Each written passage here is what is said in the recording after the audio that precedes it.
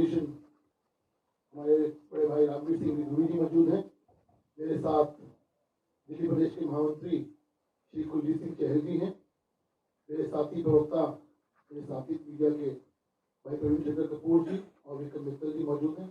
मैं सीधा निवेदन करूंगा प्रदेश अध्यक्ष जी से, वीरेंद्र सिंह जी से, आप सबको संबोधित करें और जो आज प्रस्ताव पेश हुए हैं और जो आज कार्यकारिणी हुई है, उसमें चर्चा हुई है, तो आप सबको संबोधित करें। धन्यवाद हरीश जी। यहाँ उपस्थित सभी मीडिया बंधुओं का मैं स्वागत करता हूँ। साथियों, आज दूसरा दिन और अंतिम दिन है कार्यकारिणी का।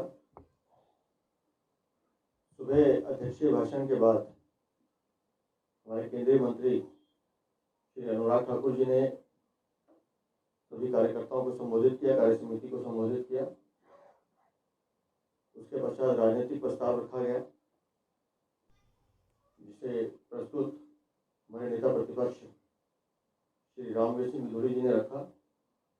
उसके अनुमोदन के लिए हमारे प्रदेश के महामंत्री हर्ष मल्होत्रा जी ने अपने विचार रखे और उसके समर्थन के लिए हमारे पश्चिमी दिल्ली के सांसद श्री प्रवेश जी ने उस प्रस्ताव का समर्थन किया। मूल रूप से आज जिन विषयों पर चर्चा हुई, दिल्ली सरकार के भ्रष्ट चेहरे को बेनकाब करने की बात हुई, उनके जो लगातार घोटाले हैं उस पर चर्चा हुई। और मैं दिल्ली की जनता को ये बधाई देता हूँ कि इन्होंने इस बात को स्थापित किया कि अरविंद केजरीवाल और उनकी सरकार भ्रष्ट है, यह उनके माथे पे चस्पा कर दिया गया है। शराब घोटाले में जिस तरह से उन्होंने घोटाला किया और फिर जनता के विरोध में भारतीय जनता पार्टी कार्यकर्ताओं के आंदोलन का जो संघर्ष था वो रंग लाया और उनको वो शराब नीति वापस लेनी पड़ी। उसी तरह से सत्येंद्र जैन जो उनके मंत्री हैं, पिछले 7 महीने से जेल में बंद है और अरविंद केजरीवाल के पास जवाब नहीं है कि वो उन्हें बर्खास्त क्यों नहीं कर रहे। सत्येंद्र जैन सारी सुविधाएं ले रहे हैं मंत्री रहते हुए, और हैरानी की बात यह है कि जो उन्हें निर्वाचन क्षेत्र में संपर्क करने का फंड मिलता है, जेल में रहते हुए 7 महीने से वो भी ले रहे हैं। अब वहां से कैसे निर्वाचन क्षेत्र में जाके संपर्क करते हैं, ये बात हम सबको मालूम है। इसी तरह से जो मुख्य सचिव में 163 करोड़ रुपए वसूलने का विज्ञापन घोटाले में, उसका भी जिक्र इस राजनीतिक प्रस्ताव में आया। कई घोटाले हैं जिनकी चर्चा माननीय रामवीर सिंह जी भी करेंगे। निगम चुनावों की चर्चा हुई।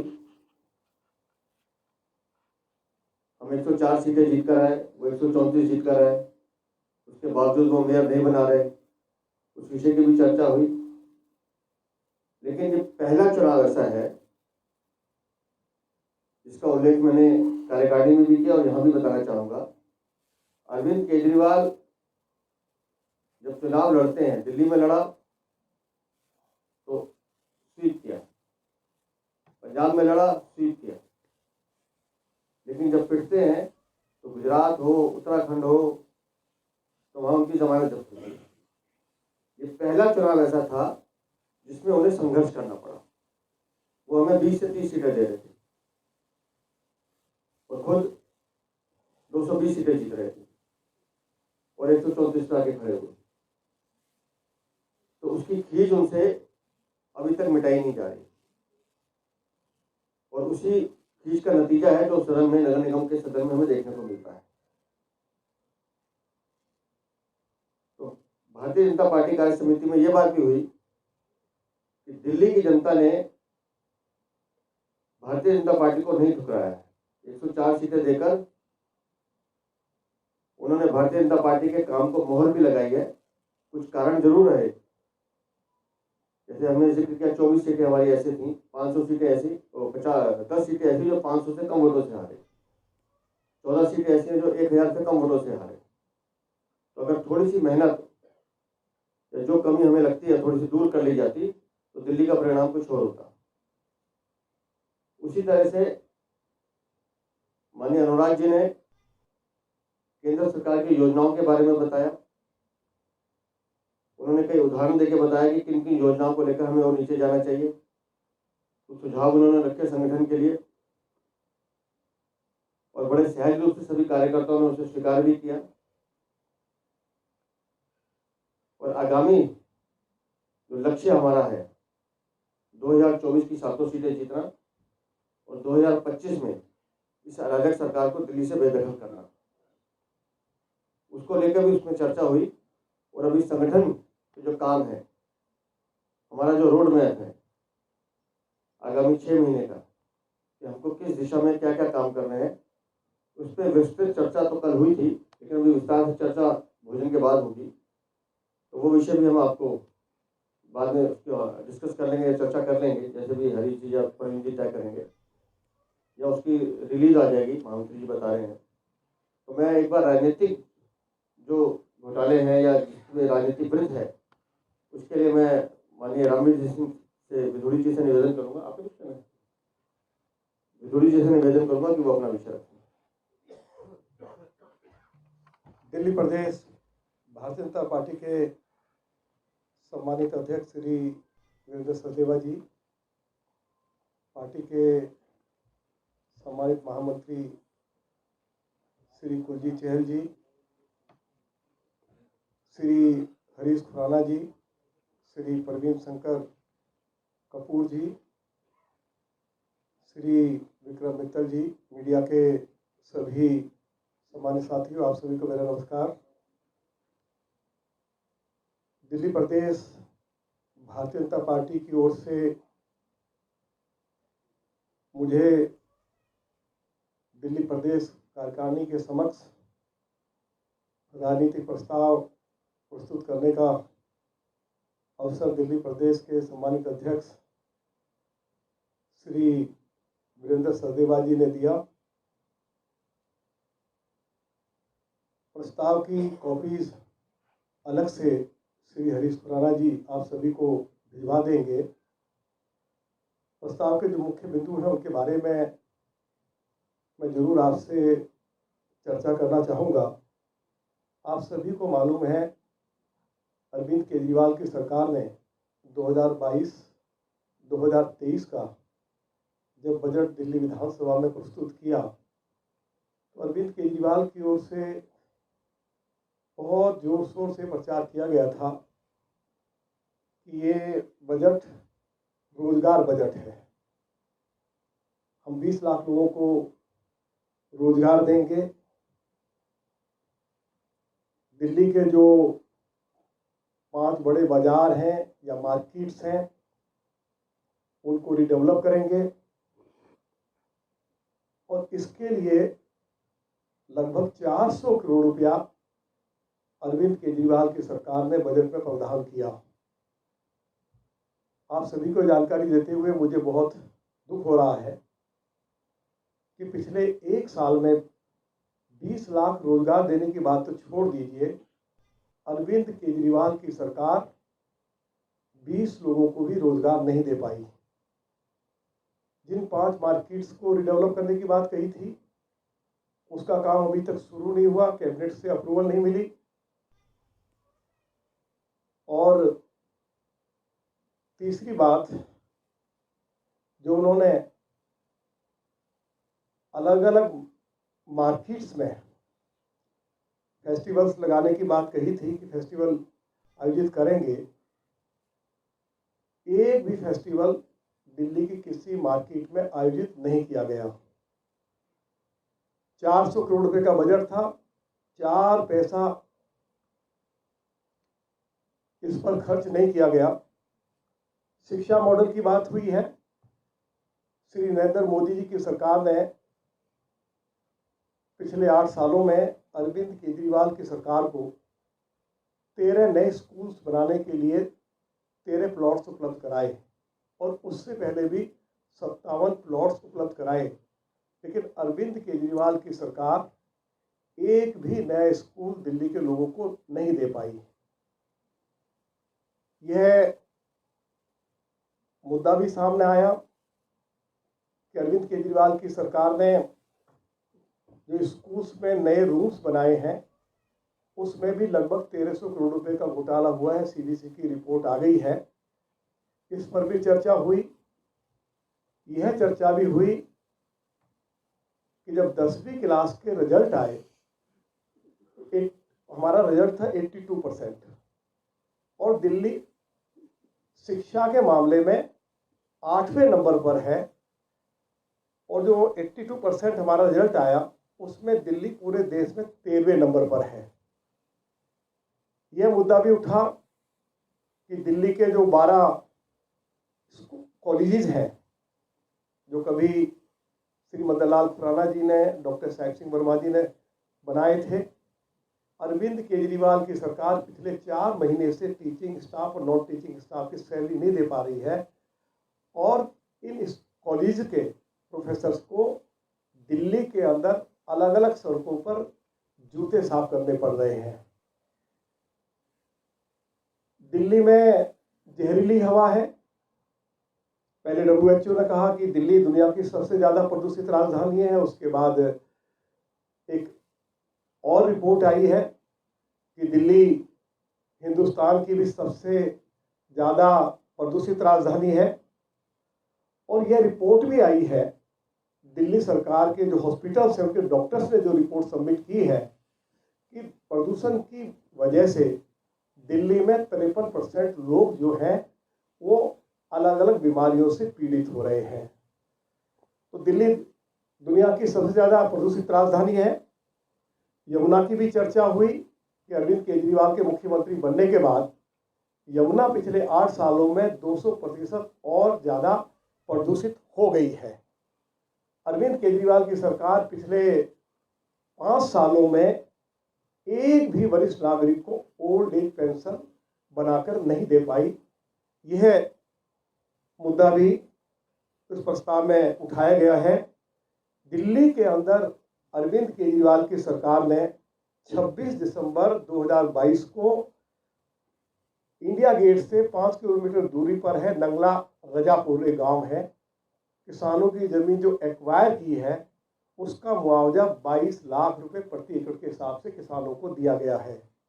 यदि हरियाणा उत्तर प्रदेश में किसान की जमीन एक्वायर होती है तो 10 करोड़ रुपए से लेकर 15 करोड़ रुपए प्रति एकड़ के हिसाब से किसानों को मुआवजा मिलता है। और अरविंद केजरीवाल ने भी दिल्ली के किसानों से ये वायदा किया था कि हम कम से कम किसान को 10 करोड़ रुपए प्रति एकड़ के हिसाब से यदि उसकी ज़मीन एक्वायर की जाएगी तो उसको मुआवजा दिया जाएगा।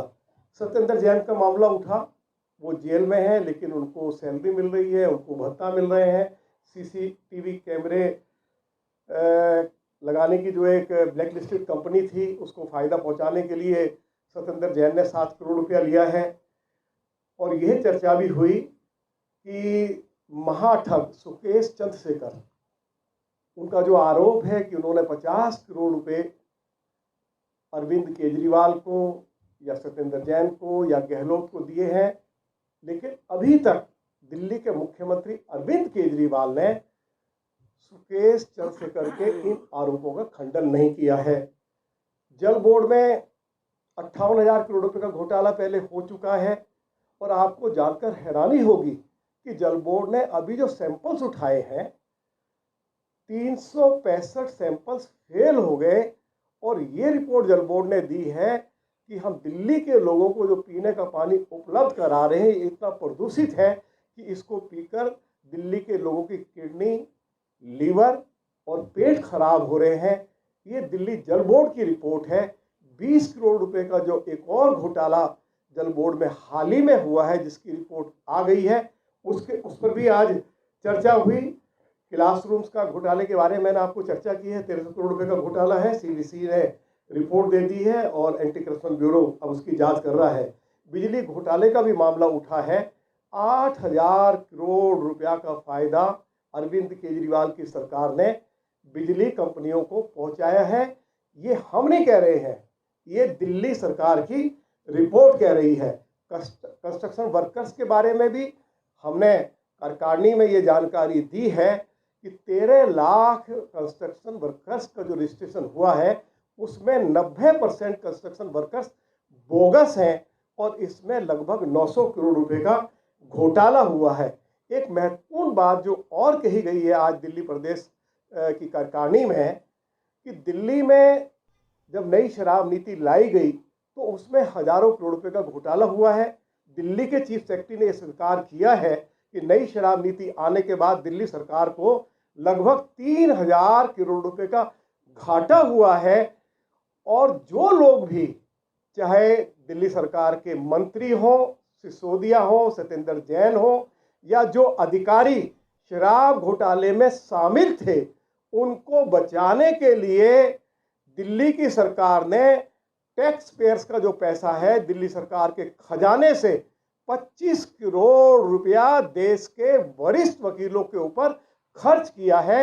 इसकी भी जो दिल्ली प्रदेश की कार्यकारिणी की जो बैठक है उसमें उसकी निंदा की गई है। इसके साथ साथ मोदी जी की सरकार ने दिल्ली को जो अनेक विकास के तोहफे दिए हैं, चाहे वो सुभाष जी की प्रतिमा लगाई गई हो, चाहे वो कर्तव्य पथ हो, चाहे दिल्ली में सबसे बड़ा इको पार्क बदरपुर में बनाया जा रहा हो, चाहे प्रगति मैदान में टनल बनाई गई हो, चाहे एशिया का सबसे बड़ा कन्वेंशन सेंटर जो है वो आपके द्वारका में बनाया जा रहा है, चाहे वसंत कुंज से लेके आपके गुरुग्राम एक्सप्रेस हाईवे तक 5.5 किलोमीटर लंबी टनल मोदी जी के आशीर्वाद से बनाई जा रही है।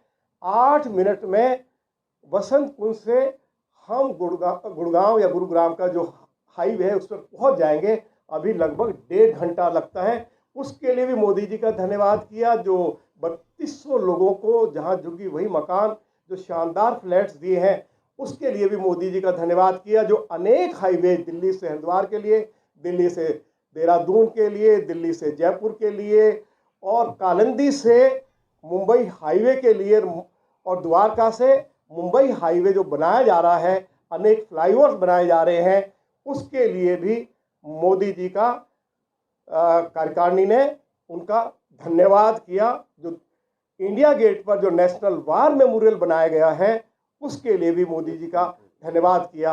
यही सारी जानकारी, जो कुछ प्रस्ताव में जो कुछ हमने जिन बातों की हमने चर्चा की है, उसका मोटा मोटा जानकारी मैंने आपको दी है। बहुत बहुत धन्यवाद।